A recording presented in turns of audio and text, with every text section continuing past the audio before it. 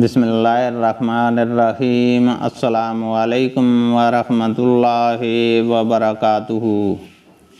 حدیث نبوی صلی اللہ علیہ وسلم ہے، رسول اللہ صلی اللہ علیہ وسلم نے فرمایا، عائشہ، اگر تیری قوم کا زمانہ جاہلیت ابھی تازہ نہ ہوتا تو میں بیت اللہ کو گرانے کا حکم دے دیتا تاکہ نئی تعمیر میں اس حصہ کو بھی داخل کر دوں جو اس سے باہر رہ گیا ہے، اور اس کی کرسی زمین کے برابر کر دوں اور اس کے 2 دروازے بنا دوں، ایک مشرق میں اور ایک مغرب میں۔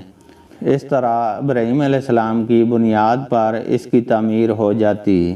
عبداللہ بن زبیر رضی اللہ تعالیٰ عنہما کا کعبہ کو گرانے سے یہی مقصد تھا۔ یزید نے بیان کیا کہ میں اس وقت موجود تھا جب عبداللہ بن زبیر رضی اللہ تعالیٰ عنہما نے اسے گرایا تھا اور اس کی نئی تعمیر کر کے حتیم کو اس کے اندر کر دیا تھا۔ میں نے ابراہیم علیہ السلام کی تعمیر کے پائے بھی دیکھے جو اونٹ کی کوان کی طرح تھے۔ جریر بن خازم نے کہا کہ میں نے ان سے پوچھا ان کی جگہ کہاں ہے؟